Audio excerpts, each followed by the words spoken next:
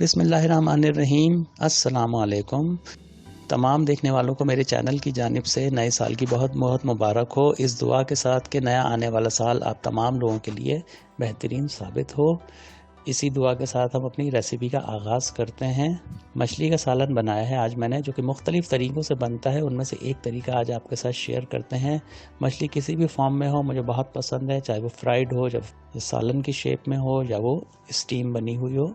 अगर पसंद आए तो मुझे फ़ीडबैक ज़रूर दें। चले फिर रेसिपी की तरफ बढ़ते हैं। एक पैन में मैंने आधी प्याली सरसों का तेल डाला है। मछली या सब्जियां जब भी आप बनाएं सरसों के तेल में बनाएंगे तो आपको इसका एक बहुत ही ज़्यादा अच्छा अरोमा आएगा। बाकी किसी भी कुकिंग ऑयल, किसी भी वेजिटेबल ऑयल में बनाया जा सकता है। सरसों के ऑयल को थोड़ा सा गर्म करते हैं ताकि उसका कच्चापन ख़त्म हो। उसमें से जब धुआं निकलने लगेगा, उसकी रंगत थोड़ी सी तब्दील होगी तो आँच को स्लो करते हैं।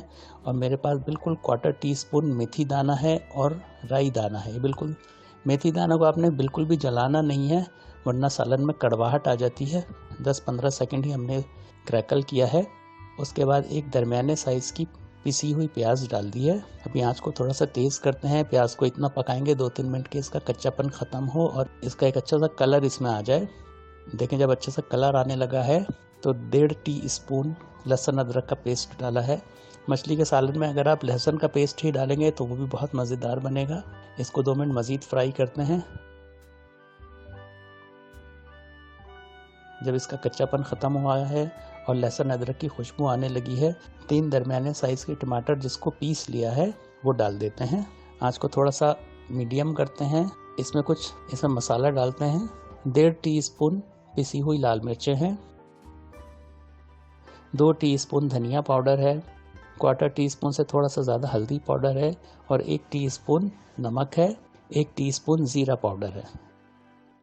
इसमें थोड़ा सा पानी शामिल किया है और इसको 3-4 मिनट बहुत अच्छी तरह से फ्राई करें मीडियम आंच पर, यहाँ तक कि टमाटरों का कच्चापन ख़त्म हो जाए, मसाले बहुत अच्छी तरह से भुन जाएं और ऑयल भी नज़र आने लगे।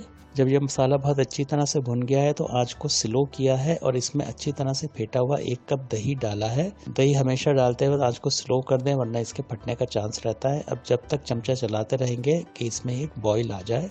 आमतौर पर मछली के सालन में सिर्फ दही का इस्तेमाल किया जाता है। मैंने टमाटर और दही दोनों डाले हैं और उसी के साथ एक बहुत ख़ास इंग्रेडिएंट है, वो है फ्रेश छोटी वाली मेथी के पत्ते। इसका आजकल सीज़न है तो आप इसका इस्तेमाल मछली के सालन में ज़रूर कीजिए। आमतौर पर लास्ट में हम कसूरी मेथी डालते हैं। अगर कसूरी मेथी ना डाली जाए तो समझें कि वो अधूरा है, मगर इस तरह से फ्रेश मेथी के पत्ते इस स्टेज पर शामिल करेंगे तो हमें कसूरी मेथी की ज़रूरत नहीं रहेगी और इसकी वजह से इसका एक बहुत ही ख़ास किस्म का अरोमा आएगा जो इस सालन को बहुत ज़्यादा फ्लेवरफुल बनाता है और बहुत ही अलग जायका होता है। तो अब इसमें ये मछली के पीसेस शामिल करते हैं। मेरे पास 1 किलो मछली है, कोई सी भी मछली ले लें आप।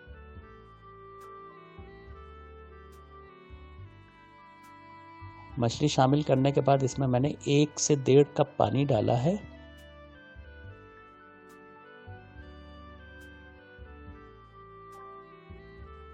पानी डालने के बाद मछली को थोड़ा सा आप मिला सकते हैं, लेकिन जब ये थोड़ी सी पक जाएगी तो फिर चमचा नहीं चलाएं, वरना उसके टूटने का चांस रहेगा। तो बस इसको थोड़ा सा इस तरह से मिक्स करते हैं और इसमें बॉईल आने दें। मैंने इस दौरान नमक चेक कर लिया है।